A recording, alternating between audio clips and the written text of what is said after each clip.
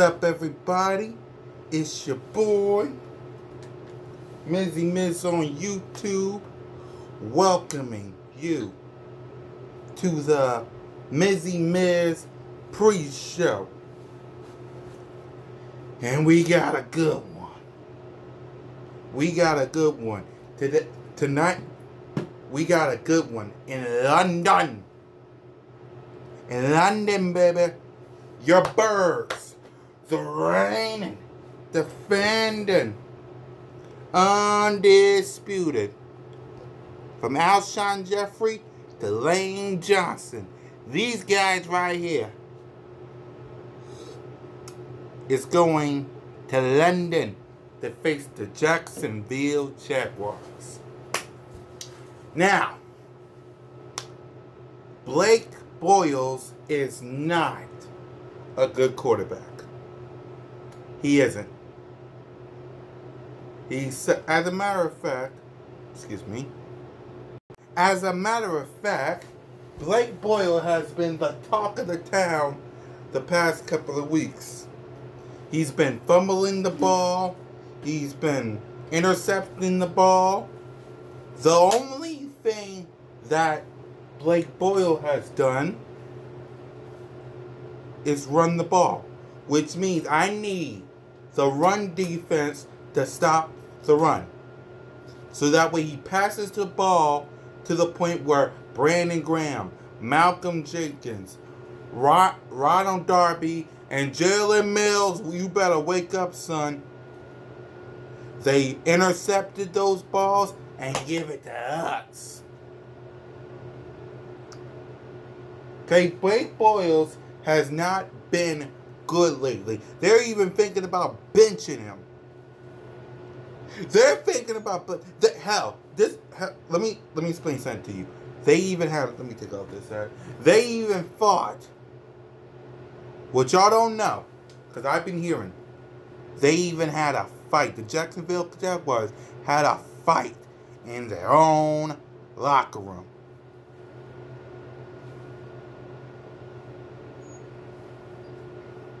They're not going to win this game. They're not. So I need the defense to step up in London, sip some tea, bow to the Queen, and sack Blake Bortles. Sack him to the point where he throws interceptions.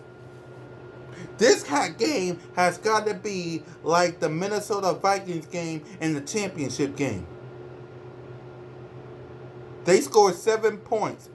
The end. I know that was the NFC championship game, but that's what we did to the so-called best defense. Do that to Jacksonville. Do that to Jacksonville, man. Do it to Jacksonville.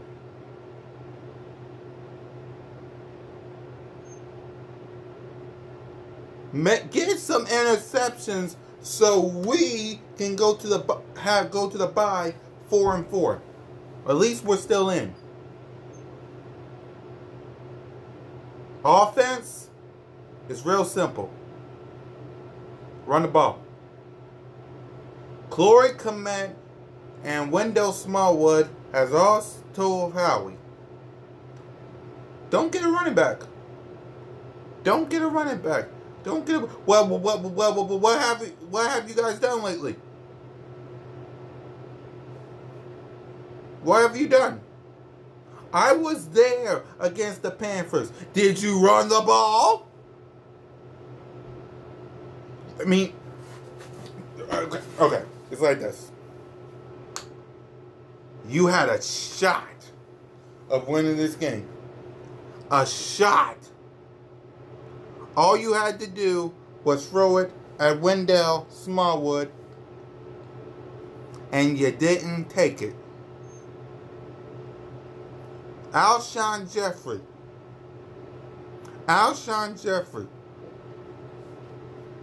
This guy right here. Alshon Jeffrey and Zach Ertz. This guy right here, he was double covered. Double covered. Just give it the window. Give it the window. And you had 2 timeouts. 2.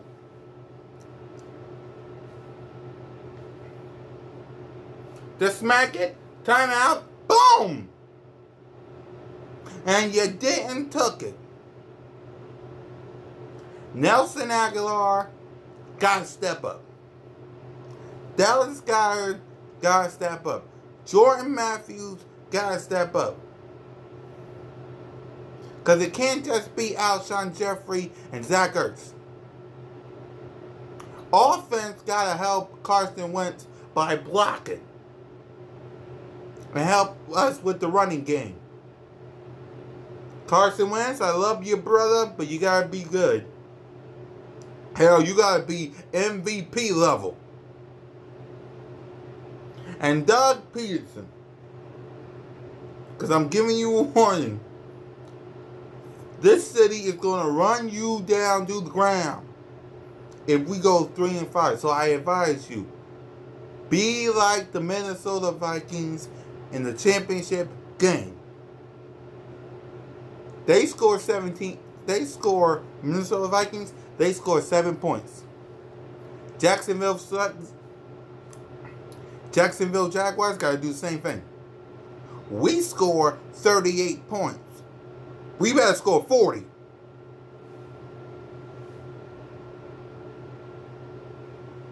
Make this a statement game. Everybody's counting us out. They love the Rams. They love the Saints. They don't care about us. They like the hell with the Eagles, Rams, and Saints.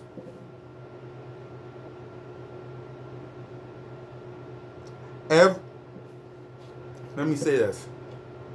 To the Rams fans and to the Saints fans. I want you to come closer. Come closer. Come closer. Come closer. Everyone can be beat.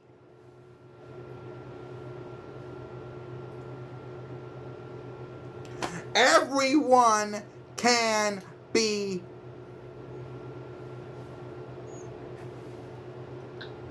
beat. Everyone. The Rams ain't gonna walk in undefeated. The Saints ain't gonna walk in undefeated. We're the ones that gonna have a first round bye. Watch. We're gonna be 11-5 or 12-4. We damn sure ain't gonna be 10-6. We'll be 11-5. The Rams gonna probably win. Probably gonna lose 6 of the next games. Cause trust me, Rams. Trust me when I say this. You're now the top of the town. You.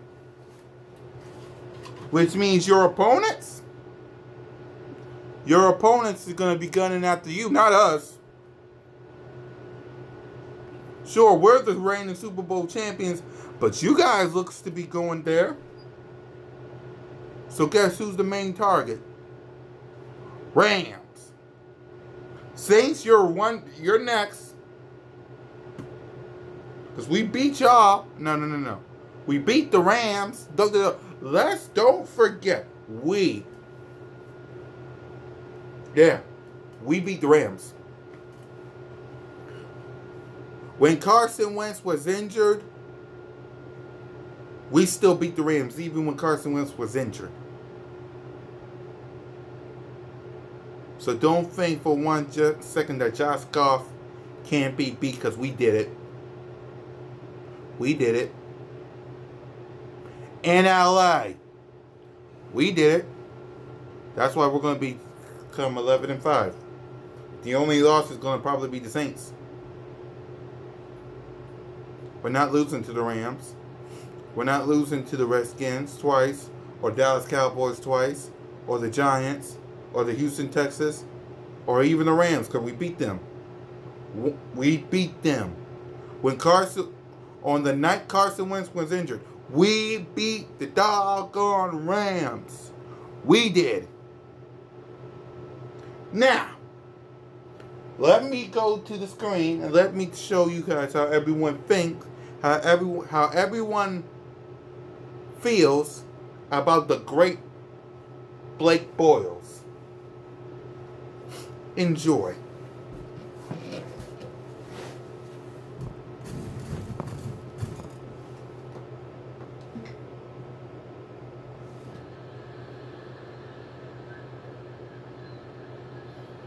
Nope.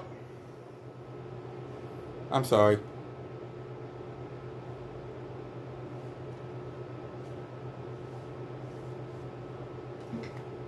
Now, defense might be arguing with one another because obviously, you know, the locker room had to be closed off from reporters because we could see players and Calais Campbell restraining one player from going after another on the defensive side of the ball because the belief is that guys are not doing their job because they're trying to overcompensate. They're trying to do too much. But I think this notion that we attributed to, you know, the shine and trying to be popular because they were known as an elite defense, that's not what's going on here. Here's what's going on. They know their quarterback stinks.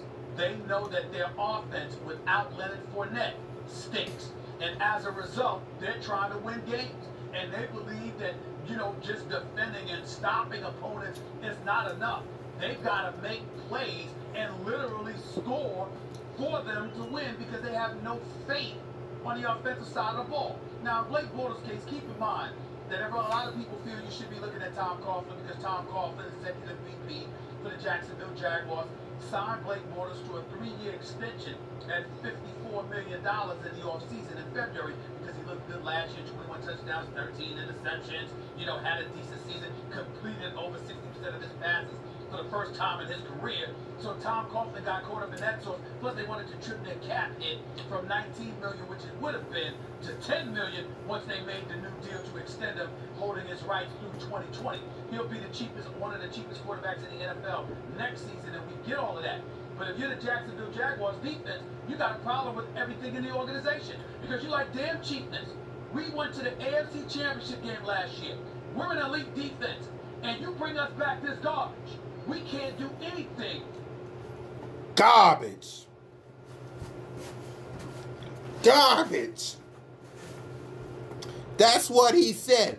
Blake Bortles is garbage. Blake Bortles is garbage. Blake Bortles is garbage.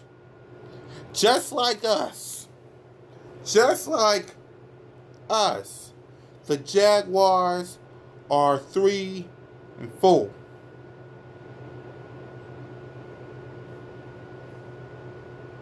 Blake Bortles trash.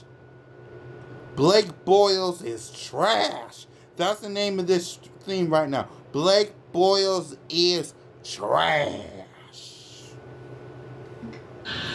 After being benched last week, Blake Bortles will start tomorrow against the Eagles. The man that is trash gets to start against us.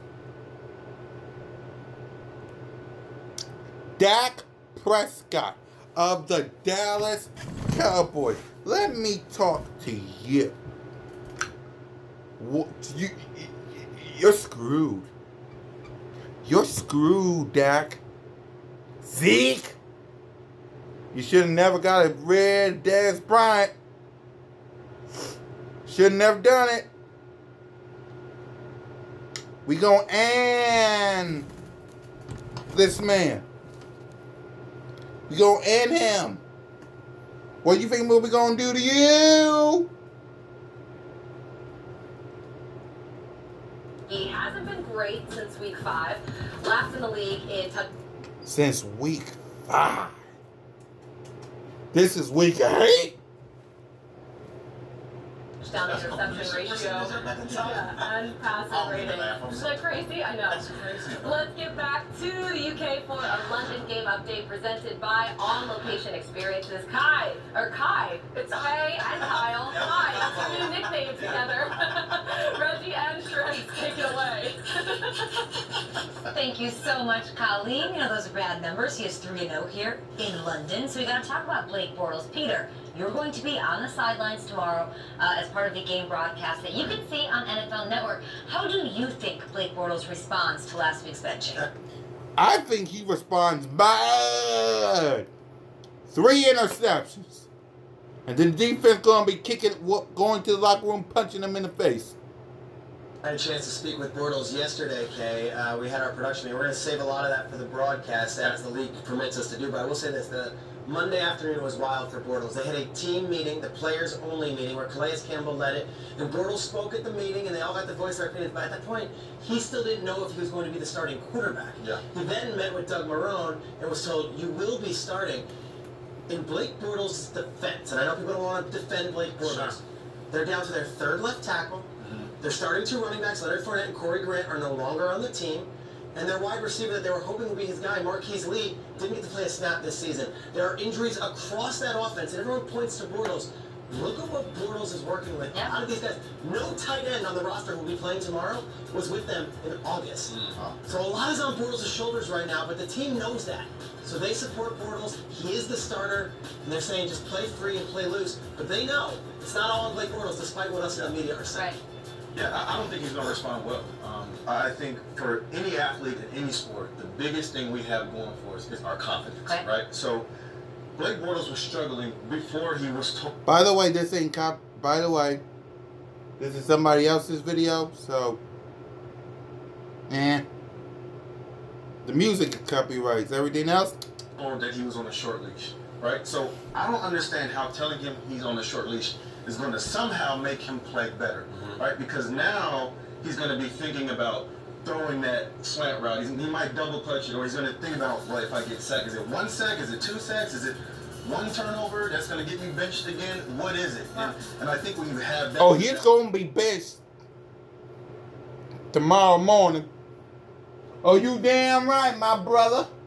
He's going to be benched tomorrow after Brandon Graham and Michael Bennett come up his face. Oh, he gonna be benched. Watch us bench that mother. Back of your mind, and you're trying to play football, and you're trying to lead this team to a victory.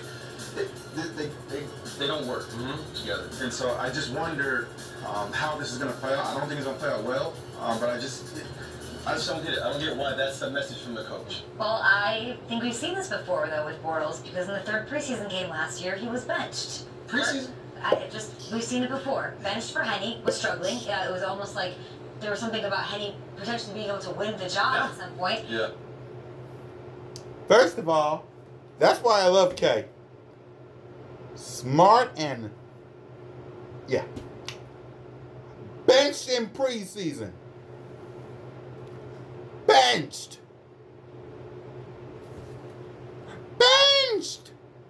In preseason. He gonna be benched again.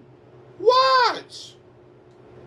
And what happens? They put Blake Bortles back in, and he lights it up against the Panthers. Yes, it was just a preseason game, but maybe he does need to have a little hunger, like Colleen was saying. Carson Wentz is playing that way. Maybe this will reinvigorate him. I think it will. Yeah.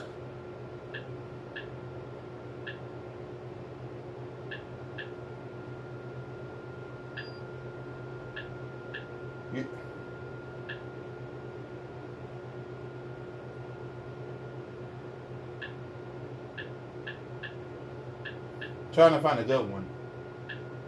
That's why.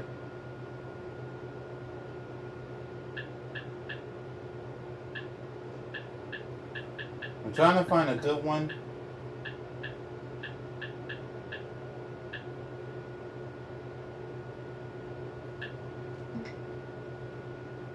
You found someone to watch your kid. No. Went out of bounds, but don't turn it over. I know, these ass, man. They suck. Skip. So first, but Shannon, do you have a problem with these comments? I do have a problem with it. And Blake, you're not the worst quarterback.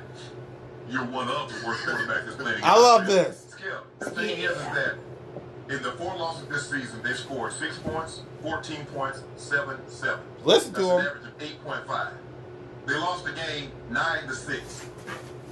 Your defense holds the team to 9 points. You're supposed to win that game. But this is what I didn't hear Blake Bortles say. What do you say? When Blake Bortles beat the New England Patriots the second game of the season, guess what I didn't hear him say? Man, y'all give me too much credit. They did. Against Brady. And y'all ain't mention nothing about the defense. Y'all say, ooh, he out there doing Tom Brady. Blake Bortles never uttered a word when they were heaping praise on him. This is why I feel, because here's the thing, Skip. This is what I've learned. And maybe you agree or disagree. Unless it's a quarterback or a coach, anybody that critiques the quarterback position, oh, they don't know what the hell he's talking about. He ain't played the position, or he never played the game. I've seen enough. Blake Bortles has started 68 games. He is what he is. And the reason I felt they should have gone to another quarterback, the likelihood of your defense being exactly what they were the year before, and Jacksonville was a historic defense, for them to be that again was not very likely. There's only been one situation when we think of great defenses. We think of the Steelers or the 70s, we think of the 2000 Ravens, or we think of the 02 Bucks.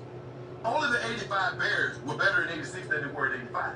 But because they won the Super Bowl, that goes unnoticed. One of the main reasons I believe Ozzie Newsome went and got Elvis Grbac and did not bring Trent back is that he didn't believe Trent different.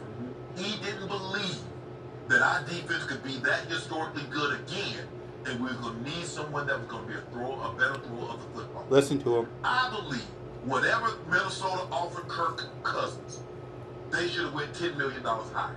I believe they are a quarterback away from being a legit Super Bowl contending team. They should have took Kirk Cousins too. That way we wouldn't lose to him against the Vikings. Jacksonville should have took, yeah. I agree with him. But when you got a joker like that, yeah, all it is going to get your hopes up because he plays well against New England, and you're like, ooh, you see, I told you. But what you going to do when he plays like that against the Titans? Or what you going to do like that when he shows up and do what he did against Kansas City? Now, Kansas City is nothing to sneeze at, but you're not turning the ball over 5 times to beat them. You're talking about when the defense gave up, well, when he giving up pick sixes and he turned the ball over 5 times, well, you're going to beat DD. Blake Bortles, you first of all, even if you are being a scapegoat still, as a quarterback, you got the shoulder. Because you get the lion's share of the credit when it goes well, you're going to take the lion's share of the blame when it goes bad. In other words, ladies and gentlemen, Blake Bortles is trash. That's enough. Blake Bortles is trash. Trash. T-R-A-S-H. Trash. So like I said, run the ball.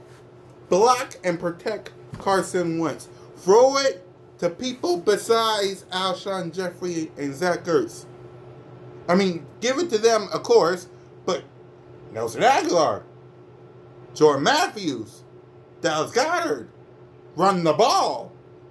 Get rid of the trash, Blake Bortles. Intercept. Sack him.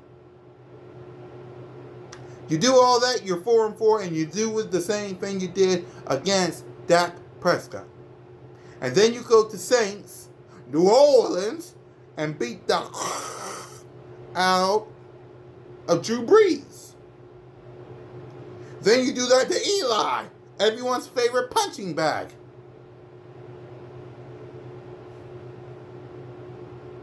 So that's it, people. That's my keys to victory. Run the ball. Run it. I mean, Corey Komet and Wendell Smallwood would say, told Howie Roseman, don't get a running back in the trade deadline. Well, honey, you're three days away from the trade deadline. After that, something's going to happen. So, honey, run the ball. That's the Mizzy pre-show. Thanks for watching. Let's get this dub. Hopefully, fly equals fly.